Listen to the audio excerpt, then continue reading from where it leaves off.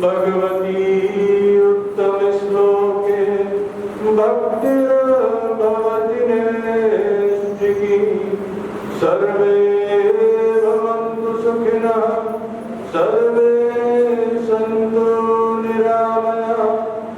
सर्वे भद्राणि पश्यन्तु मा कश्चित् दुःखभाग् भवेत्।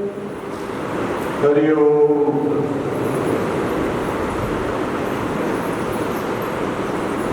श्री पुरुषोत्तम मास महामहोत्सव के उपलक्ष्य में श्री उदासीन आश्रम के पवित्र प्रांगण में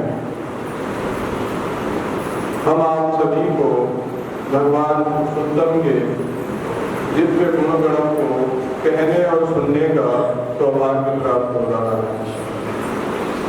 कल कहाँ तक कथा हुई थी?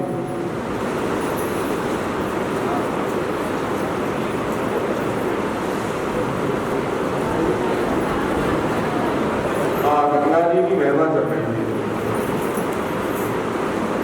बोलो गंगा मैया की।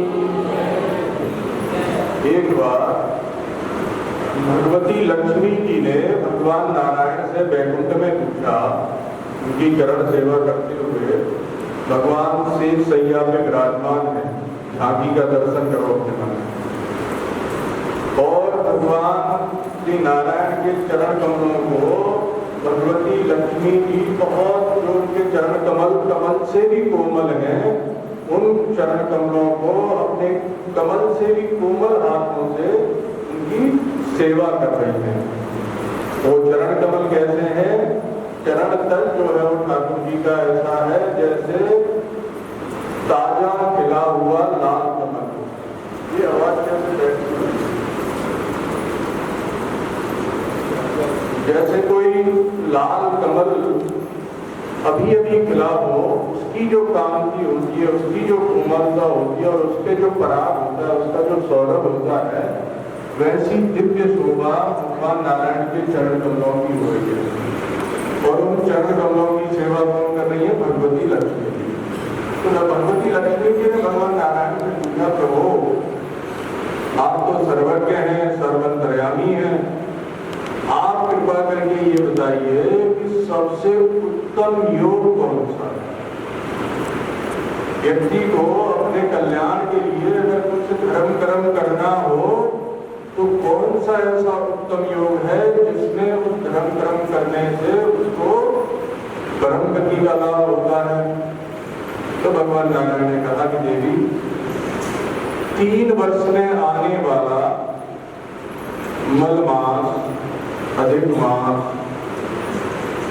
इसमें जो कोई भी व्यक्ति जो कुछ भी धर्म कर्म श्रद्धा भक्ति पूर्वक करता है, देखो बिना श्रद्धा के कहीं कुछ नहीं करते। आप सोचो कि हम एक औपचारिकता पूरी कर दें, तो औपचारिकता पूरी ऐसे है जैसे रात की ढेरी में हवन करना। रात में हवन हो सकता है?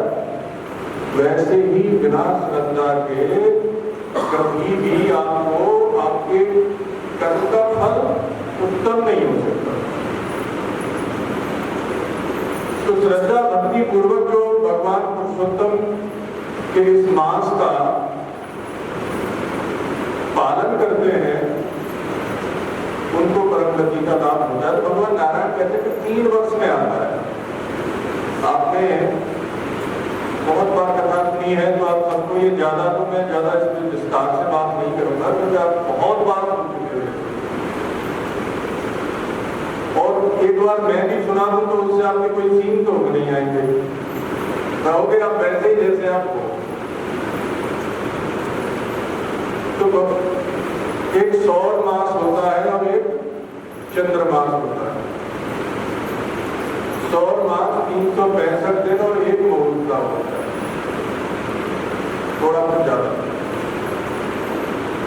और चंद्रमास जो होता है वो 354 दिन और कुछ मुहूर्त का होता है। तो इसमें अंतर कितना हुआ? लगभग 11.5 दिन का अंतर होता है।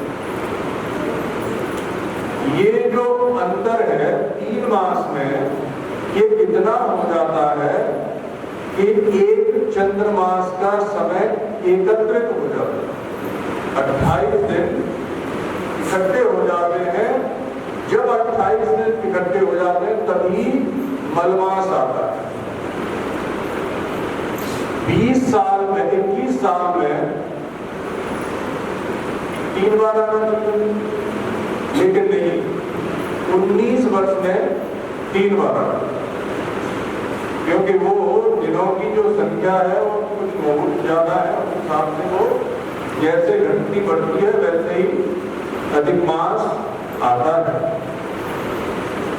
तो अधिक मास में भगवान नारायण कहते हैं कि इसका जो अधिष्ठात्र देवता हूं वो मैं ही हूं, इसीलिए इस मास को पुरुषोत्तम नाम से जाना जाता है। और जिन लोगों को अपने कल्याण की कामना है वो इस पुरुषोत्तम मास का श्रद्धा भक्ति पूर्वक पालन करें।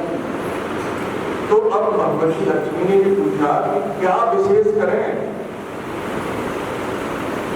तो भगवान नारायण ने कहा कि देखो, भगवान शंकर में और भगवान नारायण में कोई भेद नहीं है। इसलिए जहां भी शंकर जी के मंदिर हो, जहां भी भगवान नारायण के, राम जी के, कृष्ण जी के जो भी मंदिर है, वहां जाकर के देखें कि यहाँ की सेवा पूजा ठीक चल रही है। जो आपसे बन पड़े वहां करो, शरीर से सेवा करो, साफ सफाई कर लो, और भी कुछ करें, बोले हाँ और भी कुछ करना है। तो बुद्धिमान व्यक्ति जो सदग्रस्त है वो पुरुषोत्तम मास का व्रत ले। व्रत तो माइया बहुत करती है, तो अष्टमी, नवमी और एकादशी 3 तिथियों को विशेष रूप से व्रत करना चाहिए। तो व्रत 3 प्रकार के हैं। अब 3 प्रकार से व्रत कर सकते हो जिसकी जैसी सामर्थ्य है। पहला है पूरा उपवास, जैसे एकादशी का करते हैं। आज हमें व्रत करना है तो अगले दिन भोजन करेंगे, दिन में भी व्रत, रात्रि में भी व्रत। बोलो वृंदावन बिहारी लाल की जय। तो ढंग से बोल दिया, बोलो वृंदावन बिहारी लाल की जय। आप जोर लगाया करो जय बोलने में, तो फिर श्रद्धा बढ़ेगी ना आप लोगों की। तो एक तो पूरा उपवास होता है, एक होता है नक्त व्रत, यानी दिन भर उपवास किया, शाम को भोजन करते, इसको कहते हैं नक्त व्रत।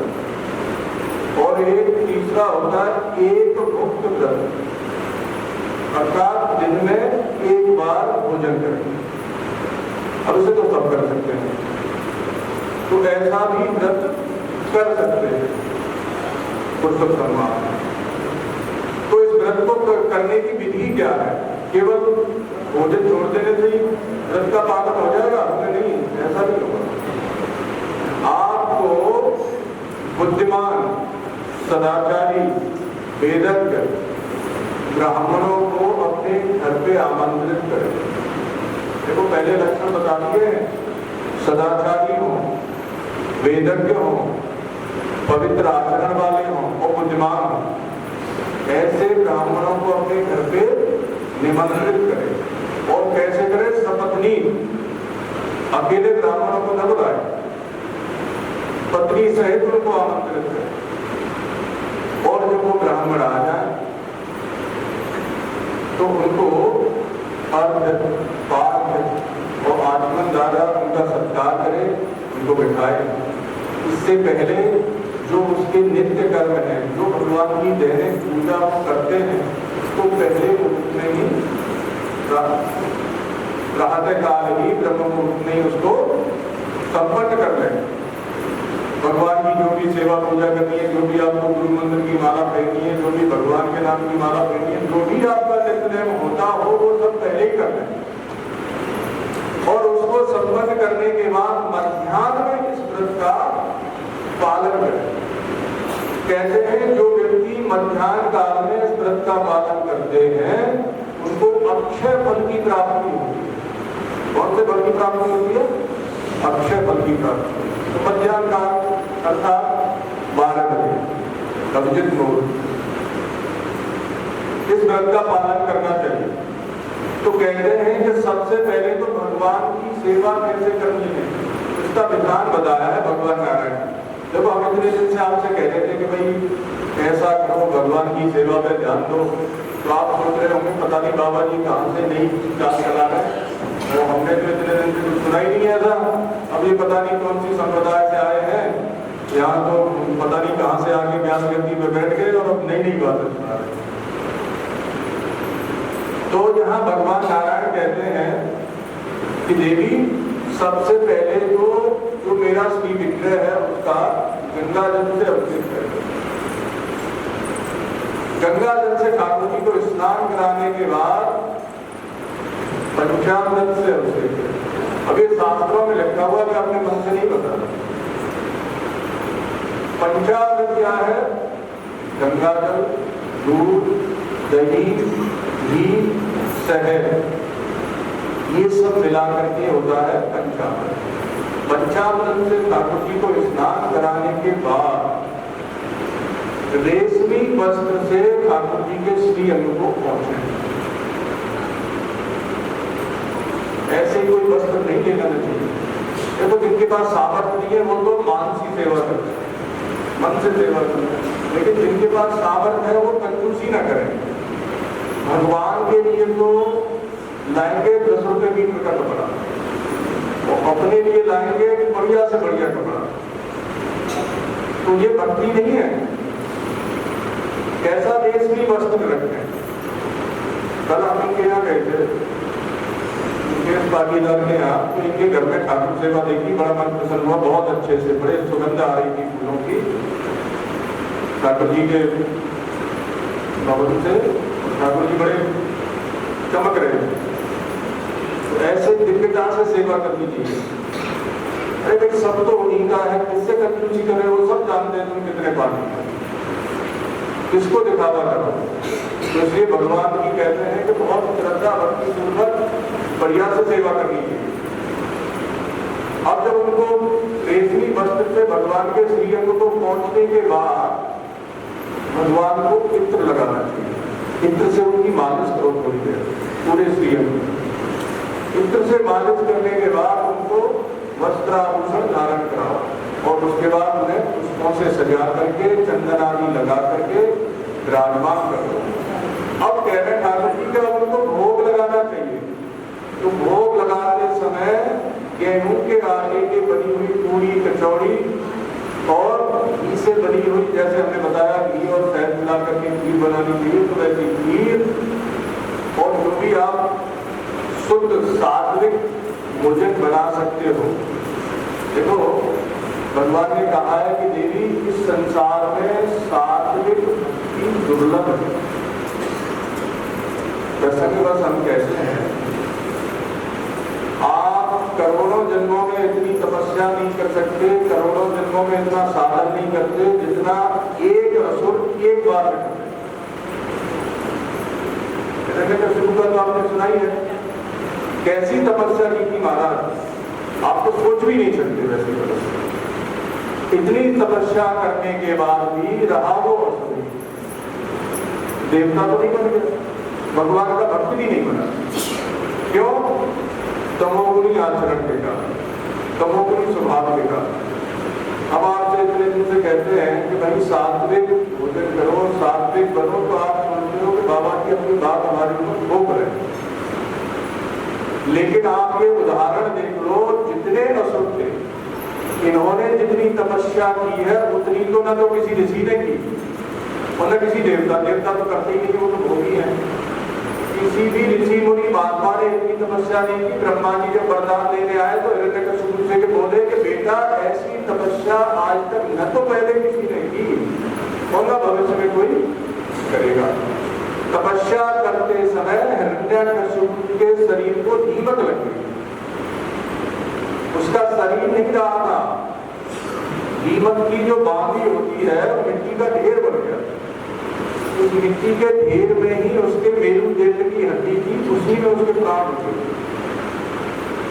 रक्त मांस आदि कुछ नहीं बचा था उसके शरीर। इतनी बड़ी तपस्या कर सकते, इतनी बड़ी तपस्या। वैसी तपस्या करने के बाद भी हिरण्यकशिपु ने लोगों को पीड़ा ही की। भगवान का भजन नहीं किया उसने। भगवान को भगवान का भजन करने वालों को प्रताड़ित, अपने पुत्र तक को नहीं छोड़ा। तो भैया जो जिनका प्राण शुद्ध नहीं है और जो भगवान के नाम पर या देवी देवताओं के नाम पर जो अशुद्ध आचरण और असभ्य आचरण करते हैं, उनकी कभी सदगति नहीं होती। एक कथा बना है, एक तो हमारा ही अनुभव है। कुछ समय हम गर्मी के दिनों में कुल्लू और मनाली के बीच में एक जगह है दसार, वहां चले जाते हैं कभी। तो वहां युधिष्ठिर महाराज के द्वारा स्थापित शंकर जी है, बहुत प्राचीन मंदिर है। तो वहां जब हम रह रहे थे, वहां ऊपर पहाड़ के ऊपर हम सैर करने जाते थे। तो उस समय हमने देखा कि एक पत्थर है, और पत्थर के आसपास बहुत से लोग खड़े हुए और वो कुछ पंडित है, वो मंत्रों का उच्चारण कर रहे हैं और उनसे पूजा करवा रहे हैं। तो हमने पूछा कि क्या हो रहा है, तो बोले कि यहाँ देवता की पूजा हो रही है। मैं भी बड़ी श्रद्धा हुई कि चलो सारे देवता की पूजा कर रहे हैं। कौन से देवता है? कोई नारसिंह देवता है। और नारसिंह कौन सा देवता होता है? तो कहीं किसी शास्त्रों में हमने सुना नहीं कोई नारसिंह देवता। लेकिन नारसिंह तो कोई देवता होता नहीं भाई। पंडित को बुलाया, मैंने कहा पंडित जी नारसिंह कौन सा देवता होता है? तो पंडित जी बोले महाराज यहाँ के लोग जो हैं वो प्रेतों की पूजा करते हैं, ये प्रेतों को ही देवता मानते हैं। तो बोले अच्छा, तो क्या कैसे पूजा करते हो? बोले एक भेड़ा, उनको भोग लगाया जाता है। जो भेड़ होती है, नर भेड़ जो होती है उसको भेड़ा कहते हैं। बोले एक भेड़ा काट के भोग लगाया जाता है इनको, यही इनकी पूजा है। और ये अगर न करें तो लोग ऐसा मानते हैं कि नाराज हो जाएंगे और हमको कष्ट देंगे। तो मैंने कहा यार इनको बोलो तो ब्राह्मण हो, कर्नाटक के ब्राह्मण हो, तो दक्षिणा के लोग में इसी बात करने वाले बोलो ना खीरपुरी का भोग लगाए, बोलो वृंदावन बिहारी लाल। बोले महाराज कोई नहीं मानेगा हमारी बात में, इनको खुद मांस खाना है तो ये मांस ही भोग लगाए। और जब वो मांस खा करके लोग वहां आते थे, कभी मैं शंकर जी के मंदिर में पूजा कर रहा होता, उस समय एक भी व्यक्ति अगर मांस खा के आ जाता तो उनके शरीर से इतनी दुर्गंध आती कि वहां मंदिर में रुकना मुश्किल है। और वहां तो स्त्री पुरुष सब मांस खाते हैं। तो ये हमने वहां देखा हिमाचल में।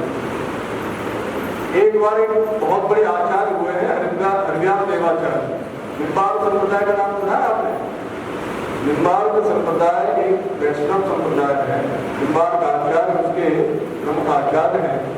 उसमें बहुत बड़े प्रतापी महात्मा हो गए जिनका नाम था हरिव्यास देवाचार्य।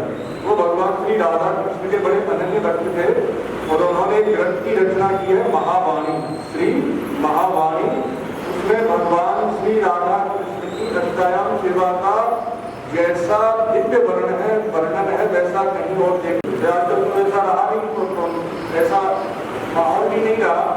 पहले लोग जमात लेके जहाँ भी जाते थे उनके साथ हाथी घोड़े भी होते थे, तो लोग रोक लेते थे, अपने आप सेवा करते थे। अब ऐसा कोई शिक्षा तो देता नहीं, तो इतनी बड़ी जमात कौन रोकेगा?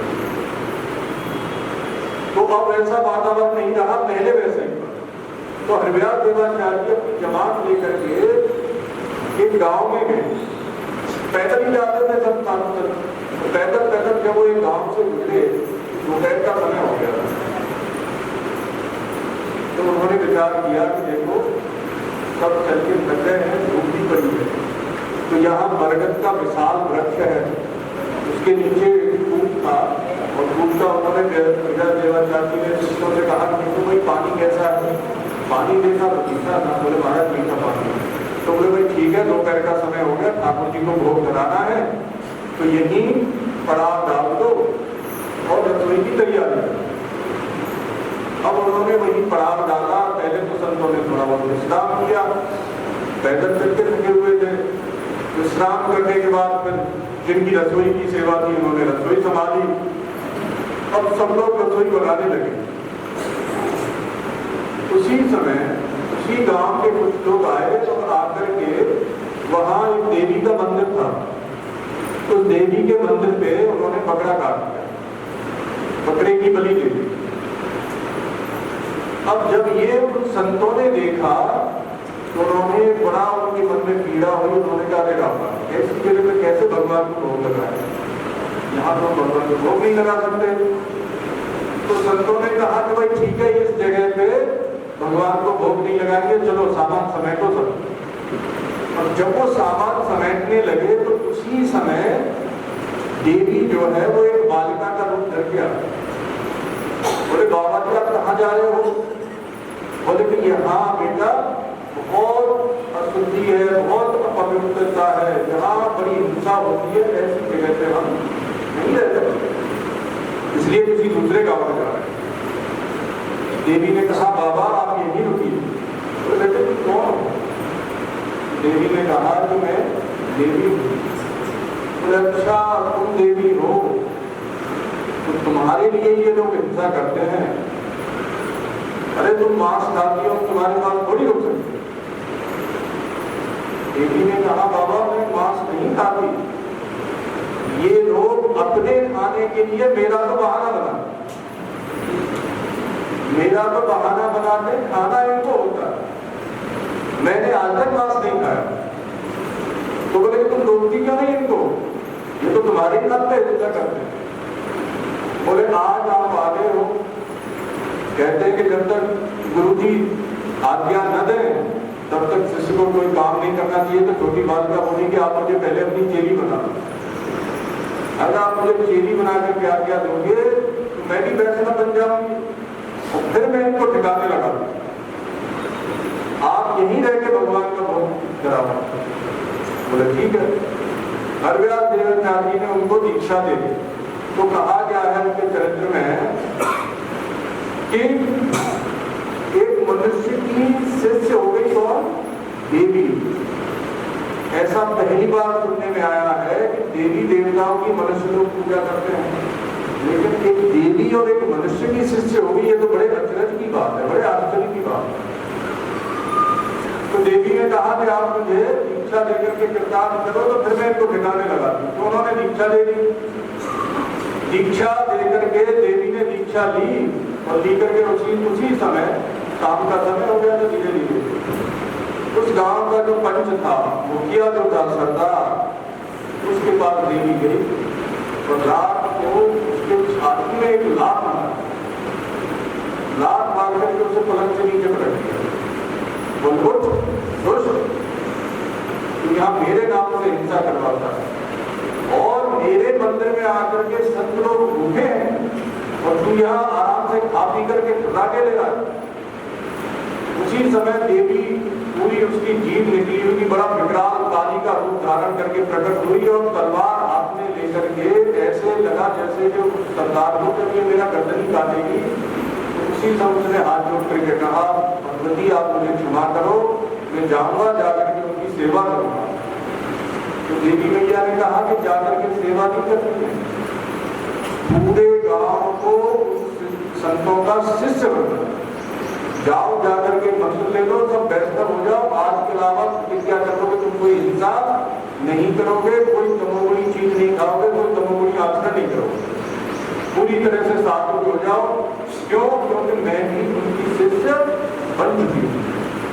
तो ये कुल देवी के नाम पे, कुल देवता के नाम पे लोग बहुत हिंसा करते हैं, बोलते हम तो राजपूत हैं, हम तो क्षत्रिय हैं, हमें तो सूट है मांस खाने, ऐसा कहीं नहीं। आप मांस खा करके आपकी कभी सदगति नहीं हो सकती, चाहे आप किसी भी बहाने से खाओ, चाहे आप देवी को भोग लगा के खाओ, चाहे देवता को भोग लगा के खाओ। तो उसी समय उसने सभी गांव वालों को बुलाया, सभी गांव वाले इकट्ठे हुए, पंचायत पूरी इकट्ठी होकर के संतों के पास आई। तो संतों ने उस समय तक सामान समेट रखा था। देवी ने कहा कि अभी पूरा गांव आया था, महाराज थोड़ी शांति रखो। गांव के सब लोग आए, आकर के सबने चरणों में प्रणाम किया और प्रणाम करके कहा महाराज आप दीक्षा लेकर के प्रचार करो, आज से हम कोई भी ऐसी अपवित्र वस्तु ग्रहण नहीं करेंगे। उसी समय हरियाल देवाचार्य ने उनको दीक्षा दी सबको वैष्णव बना करके कहा कि कोई भी अपवित्र चीज नहीं खानी।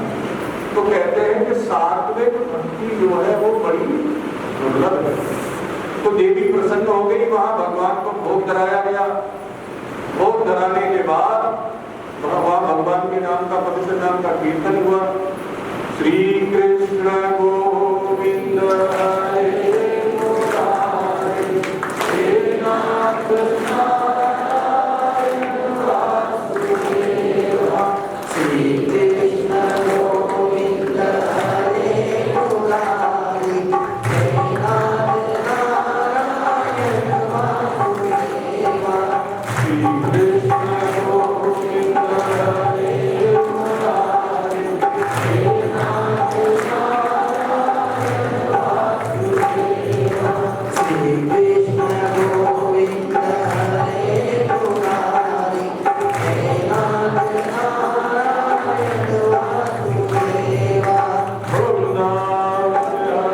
वासुदेवा। तो भगवान के पवित्र नाम का संकीर्तन हुआ और पूरे गांव के लोगों ने जब भगवान के पवित्र नाम का संकीर्तन किया तो भगवान के संकीर्तन के प्रभाव से उनकी बुद्धि शुद्ध हो गई और सबके साथ भगवान के भक्त हो गए। तो उसके बाद हरिदास देवाचार्य को एक गाँव में एक ही दिन रुके थे, लेकिन देवी की प्रार्थना पे वो वहाँ कई दिन रुके। कई दिन रुकने के बाद हरिदास देवाचार्य ने कहा कि भाई देवी बेटा अब तो हम जाएंगे, संतों को बहुत ज्यादा नहीं रुक जाती है, फिर भी हम तुम्हारे पास बहुत रुके। तो बोले कि महाराज मैं भी चलूंगी आपके साथ। बोले मंदिर में कौन रहेगा? बोले मंदिर में मेरी मूर्ति है, मैं आपके साथ ही चलूंगी। ठीक है चलो। हरिदास देवाचार्य ने कहा चलो। अब सब चले तो आगे जिस गांव में गए थे वो गांव पूरा नास्तिकों का। और वहां जब गए तो किसी ने भी उनको भिक्षा भी नहीं। मुस्टंडे बने घूम रहे हो, काम धाम करते नहीं होता, आगे भीख मांगे आ गया सबको पकड़ दिया। किसी को मुट्ठी भर अनाज भी किसी ने नहीं। देवी ने देखा कि इस गांव के लोग बड़े नास्तिक प्रवृत्ति के हैं। उसी समय देवी ने आसमान से पत्थर बरसाने शुरू किए। अब जहां संत रुके हुए थे वहां तो पत्थर न बरसे, बाकी सब जगह पत्थरों की बारिश। तो कुछ लोग होते कहते हैं ना कि भयबिन प्रीत न होए देवा, लाख करो बैरी की सेवा। लाखों के सुनने वो बातों से नहीं मानते। तो जब देवी ने ऐसी बारिश की तो लोगों ने देखा कि भाई क्या महात्मा रुके हुए हैं, वहां तो कोई बारिश नहीं हो रही, कोई पत्थर नहीं पड़ रहे, और जहां हम लोग हैं वहीं पत्थर पड़ रहे। तो चलो महात्माओं के पास। अब ये महात्माओं के पास आए, उनके गिड़गिड़ाते हुए क्या हो रहा, पत्थरों की बारिश हो रही है। तब उन्हें पता चला कि पत्थरों की बारिश हो रही है। तो उन्होंने देवी की तरफ देखा तो बेटा ये हमारा काम नहीं है, हम किसी से जबरदस्ती सेवा नहीं करते। अब तुम पत्थर बरसा करके उनको मजबूर कर रही हो, विवश कर रही हो कि हमारी सेवा करो। बोले संत का काम नहीं है। संत जो है वो किसी को विवश करके सेवा नहीं लेते, आप स्वेच्छा से सेवा करते तो बात अलग थी। ऐसा नहीं। अब तो तुम एक काम करो, हमारी आज्ञा है तुम उसी मंदिर में जाओ, वहीं विराजो और उसके उस गांव के लोगों को देखो तो ठीक ठाक से अपनी भक्ति भजन में लगे रहे। तो यहाँ भगवान नारायण कहते हैं कि सात्विक भक्ति जो है वो अत्यंत दुर्लभ है। तो भगवान को सात्विक अन्न का भोग लगाओ और जब ये भोग लग जाए तो इसके प्रसाद रूप में उन ब्राह्मणों को खिलाना चाहिए। तो कहते हैं कि उससे पहले भगवान को पत्नी के सहित भगवान श्री लक्ष्मी नारायण को अर्घ में चंदन दूध तांबे के लोटे में दूध अक्षत और चंदन आदि डाल करके उसका अर्घ, जो भी आपके ठाकुर जी हो उनके सामने कोई एक बर्तन रख दीजिए और उस बर्तन में उस अर्घ को जल को ऐसे गिराइए और गिराते हुए भगवान से प्रार्थना कीजिए, कहिए कि कृपावान सर्वभूतेषु जगदानंद कारक। हे प्रभु आप कृपा मूर्ति हैं, आप कृपा में हैं, आप अपनी कृपा करना से जगत को आनंदित करने वाले हैं। भगवान अपनी कृपा से ही ना हमसे अपने आनंद देते हैं। तो कहते हैं कि आप अपनी कृपा करना से जगत को आनंद देने वाले हैं, आप हमारे इस अर्घ को ग्रहण करके उनको भी आनंदित करेंगे। इस प्रकार से भगवान के सामने प्रार्थना करते हुए ये अर्घ वहां गिराना चाहिए। इसको अर्घ देने के बाद भगवान को फिर कहाँ जाना चाहिए? घर के बाहर आकाश की तरफ सभी पितरों को जल देना और सभी पितरों को जल दे करके आकर के ब्राह्मणों को सबको सपत्नीक बिठा करके पहले उसकी पूजा करें, वस्त्र आदि में भेंट करे, टीका वगैरह लगाए उनका, और फिर जो भगवान को भोग लगाया है उसी में से उनको भोजन कराए। और क्या कहा है भगवान ने कि उनको बड़े बलहार करके भोजन कराए। महाराज ये तो देखो बहुत पौष्टिक हमने व्यंजन बनाया है, आप इसको तो जरूर करें। और देखो ये तो हमने बिल्कुल आपके लिए बनाया है और ये बहुत अच्छा है, बड़ा सात्विक है, बड़ा बल देगा। तो इस प्रकार से उनको बार बार आग्रह करके उस भोजन को कराए और कहे कि महाराज आपको इनमें से जो चीज अच्छी लगती हो तो दोबारा ले लीजिए। तो इस प्रकार से ब्राह्मणों को भोजन करा करके सपत्नी फिर उनको दक्षिणा दे और दक्षिणा देकर के उनको विदा करना चाहिए। तो कहते हैं कि इस समय पुरुषोत्तम मास में इस कार्तिक में कार्तिक का कोई व्रत करते हैं, आधा कर लो कम कर लो दीप जला, विशेष रूप से हम दीपदान की बात कर रहे हैं। जिस प्रकार से कार्तिक में दीपदान किया जाता है वैसे ही पुरुषोत्तम मास में भी दीपदान की विशेष महिमा है। और पुरुषोत्तम मास में दीपदान कैसा करनी चाहिए? कहते हैं कि आकाश दीप का दान करना। सुबह ब्रह्म मुहूर्त में उठो, उठ करके कहते हैं कि जहां तुलसी जी का बगीचा है और जहां कमल का वन है, जहां पुराण की कथा होती है, वहां भगवान श्री हरि साक्षात विराजमान है।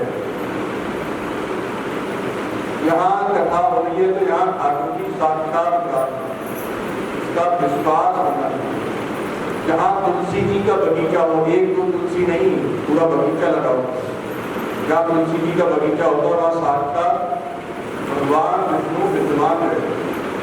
तो जहाँ कमल हो वहाँ भी भगवान विद्यमान रहते हैं।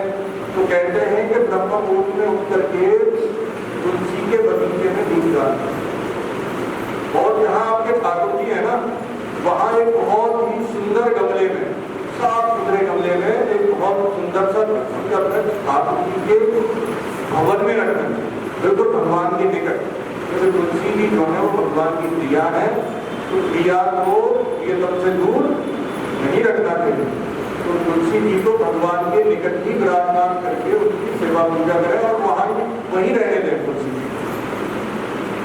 कभी उन्हें धूप देने के लिए अगर बाहर निकालना हो तो तुलसी के एक दो गमले कम से कम रखिए कि एक को बाहर निकाल दिया तो दूसरा बाहर रख दिया, दूसरे को निकाला तो फिर वो बदल बदल के उनको वहां सेवा में रखते रहो। तो इस प्रकार से तुलसी जी को भगवान के निकट रखते हैं।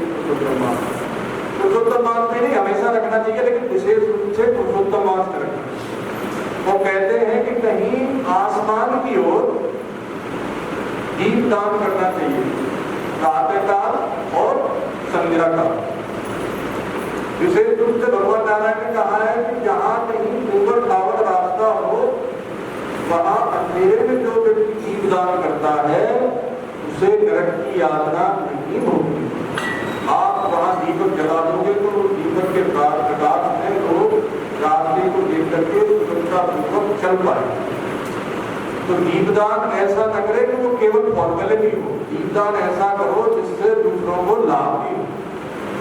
तो इस प्रकार से सुबह ब्रह्म मुहूर्त में और शाम को दीपदान अवश्य करना चाहिए।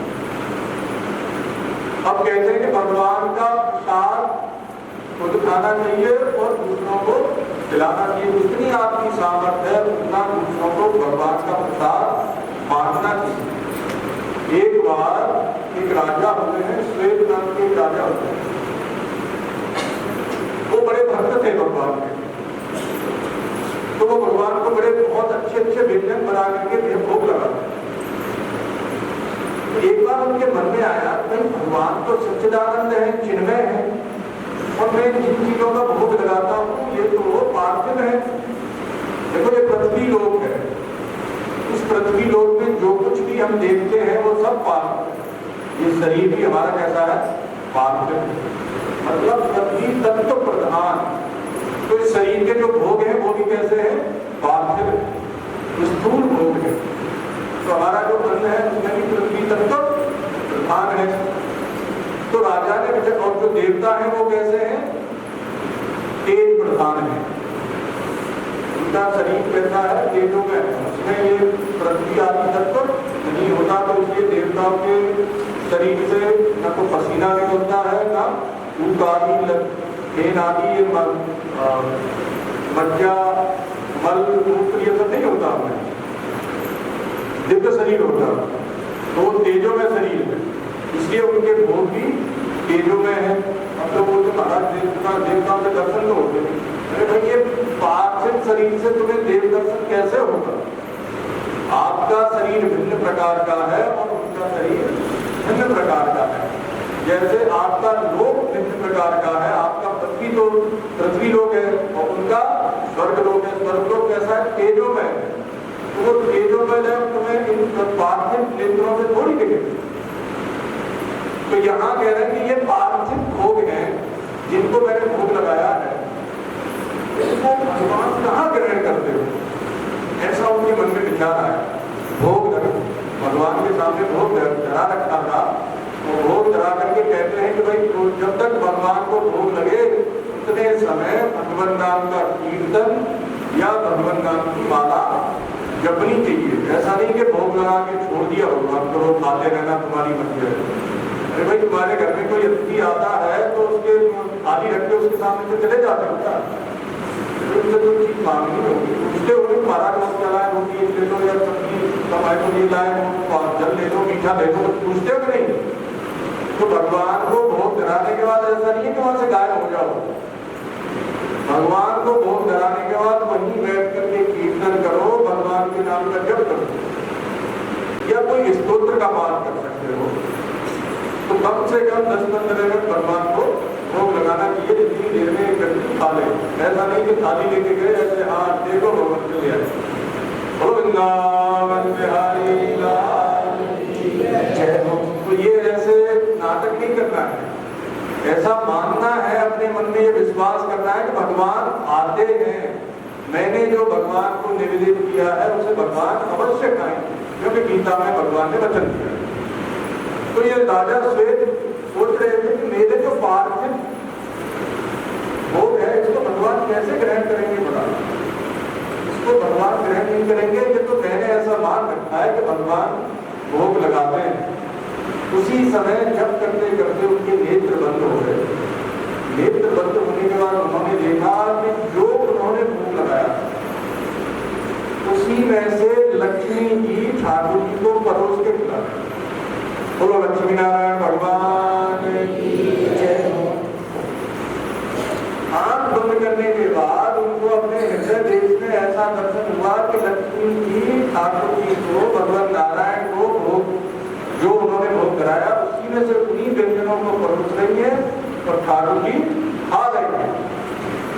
अब उन्हें विश्वास हुआ कि भगवान को हम जो भोग लगाते हैं उसे भगवान खाते हैं। कैसे? उनको सात्विक, ऐसा नहीं तुम अपनी मर्जी से कुछ भी धरा दो, तुम अपने मनमाने तरीके से कुछ भी धराओगे तो भगवान तुम्हारे बाप के नौकर तो लगे नहीं है, तुम्हारी किसी नवाब में तो है नहीं वो, ना वो भूखे नंगे हैं कि भाई तुम नहीं खिलाओगे तो भूखे मर जाएंगे, ऐसी स्थिति नहीं है। दुर्योधन ने अहंकार पूर्वक कहा, करे महाराज कहाँ आप ये बनवासी पांडवों के चक्कर में पड़े हो, उनके खुद खाने पीने का कोई ठिकाना नहीं, दर दर भटकते रहते। अरे हम है राजा, आपने भी अब तक गाय चराई है वनों में, इसलिए आप इन बनवासियों के चक्कर में ज्यादा पड़े रहते हो। अरे आप हमारे संबंधी हो, हमारे द्वारा निवेदित किए हुए भोगों को देखो, हम आपको कैसे कैसे भोग लगाते हैं। भगवान ने कहा कि भाई दुर्योधन, दो परिस्थिति स्थितियों में भोजन करना चाहिए। एक तो व्यक्ति बहुत भूखा हो, भूख से उसके प्राण व्याकुल हो रहे हो, तो प्राण रक्षा के लिए उसे फिर जैसा अन्न मिल जाए वैसा खा लेना चाहिए। शास्त्र की आज्ञा कि उस समय अगर निषिद्ध वस्तु खा करके भी आपकी प्राण रक्षा होती हो तो खा लो, क्योंकि उस समय शरीर की रक्षा करना आपका प्रथम कर्तव्य है, क्योंकि शरीर से ही आप साधन भजन सब कुछ धर्म कर्म शरीर से ही कर पाओगे।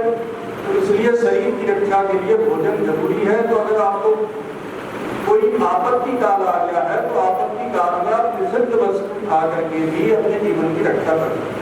तो ये आपत्ति काल के लिए है, ऐसे नहीं कि मनमाने कभी भी कर दो। आपत्ति काल में ऐसा कर सकते हो, लेकिन हमेशा नहीं कर सकते। किस प्रसंग में हम कह रहे थे, भूल गए।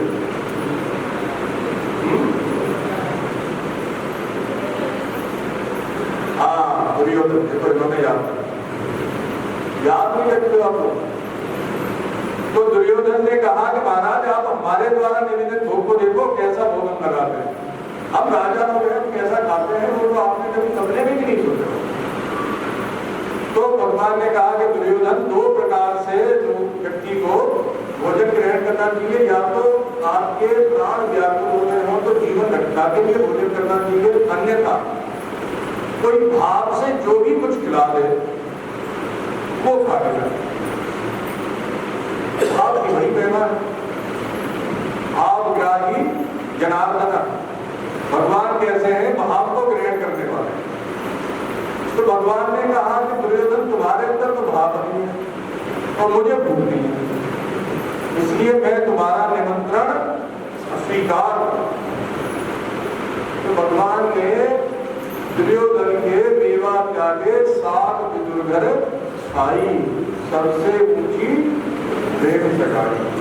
तो भैया मन में अपने भाव पूर्वक भगवान की सेवा करो।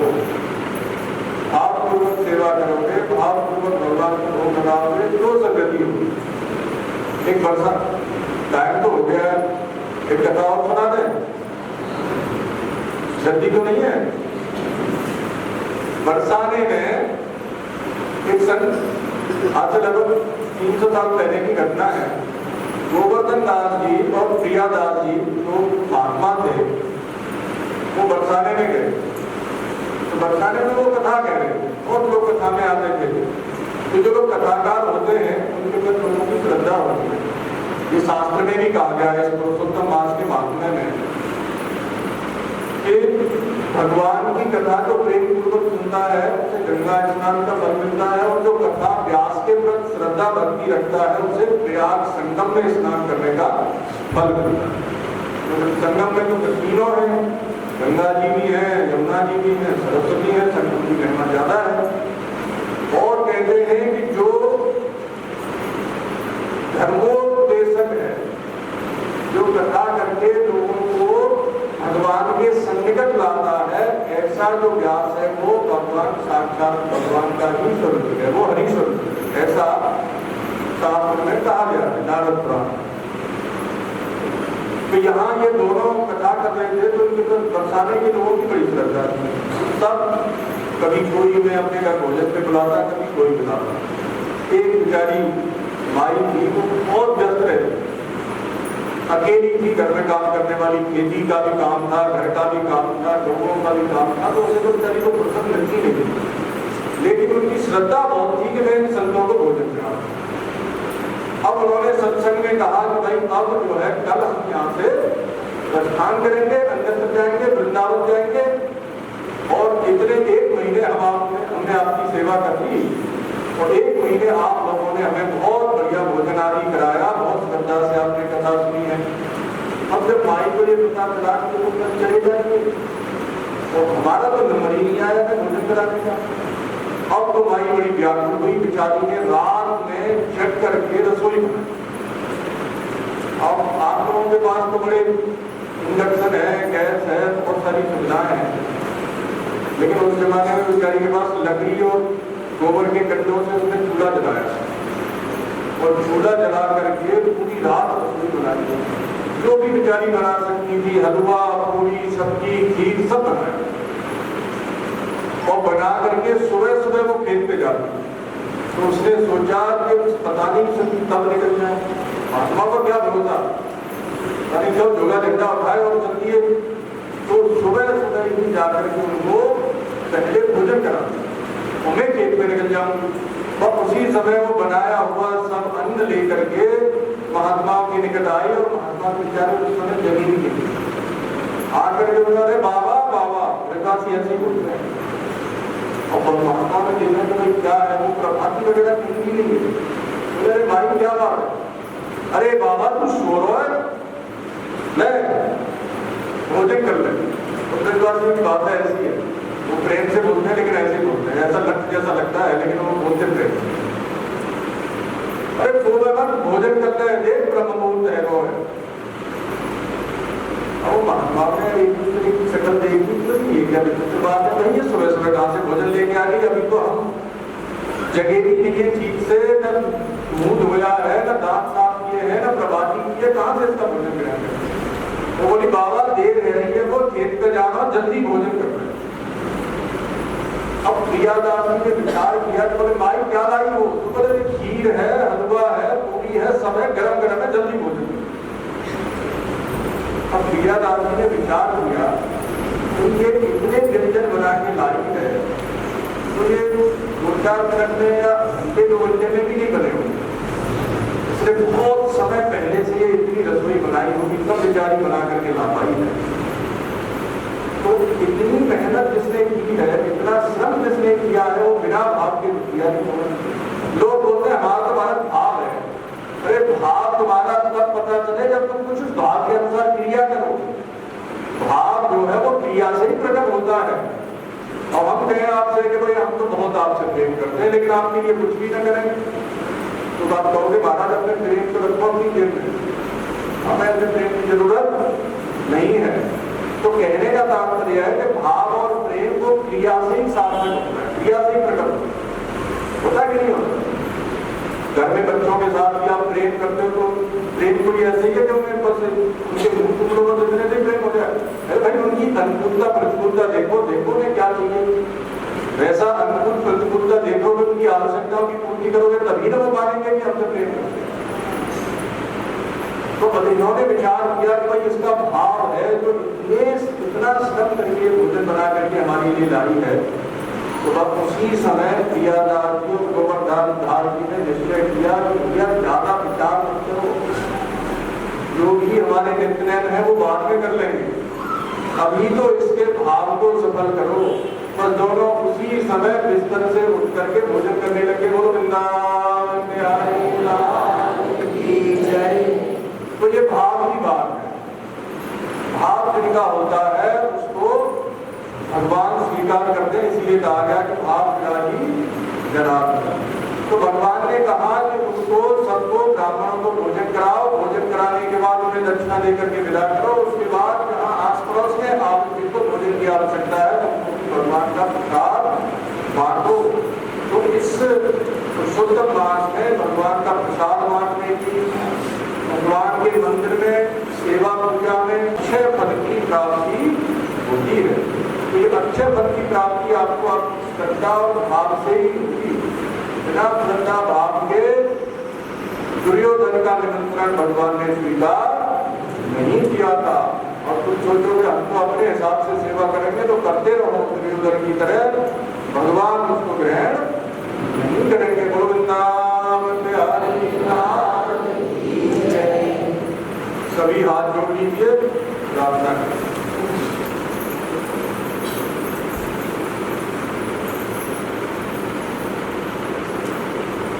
हे पुरुषोत्तम प्रभु, हे गोविंद, हे गोपाल, मैं केवल आपका ही हूँ। इस जगत में केवल आप ही मेरे हैं। अतः हे मेरे नाथ, मैं आपको कभी न भूलूं। जगत व्यवहार करते समय प्रत्येक परिस्थिति में आपका ही स्मरण बना रहे। मेरे पास जो कुछ भी है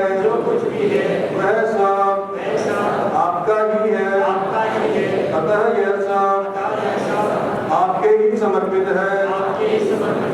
अब आप जैसा उचित समझे और जिसमें हम सबका हित हो वैसी अपनी अहेतुकी कृपा हम सभी शरणागतों पर बरसाने की कृपा करें।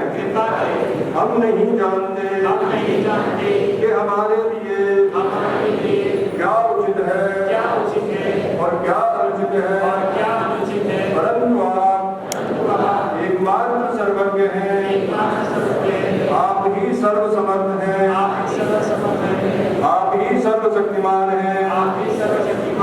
हे सच्चिदानंद, हे सर्वंतर्यामी प्रभु, मैं आपका ही अंश हूँ, अतः सर्वतो भावे आपको ही समर्पित हूँ। हे मेरे परम प्रिय प्रभु, आपसे बस एक ही प्रार्थना है, सभी सुखी हो, सभी निरोगी हो और सभी भगवान के भक्त हो जाए। हरिओम। देखो यहाँ भगवान की शेष कृपा से अमरकंटक नाम से संत आए हैं। नाम तो मैं नहीं जानता, तो हम सभी उनका ताली बजा करके स्वागत कर दो।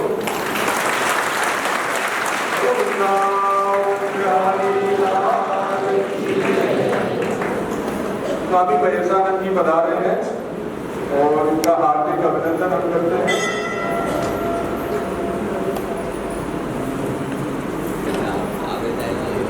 सभी खड़े हो जाए और आपकी के लिए सभी को उसका दें। हाँ, एक मिनट बैठे रहिए।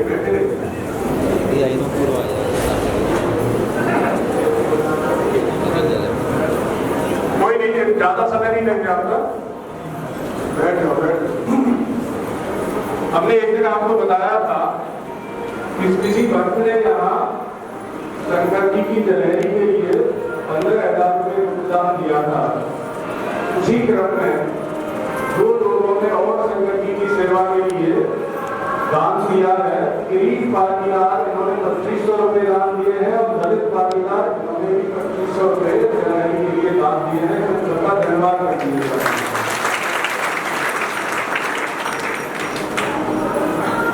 आरती के लिए श्री कृष्ण चंद्र भगवान की आरती हो।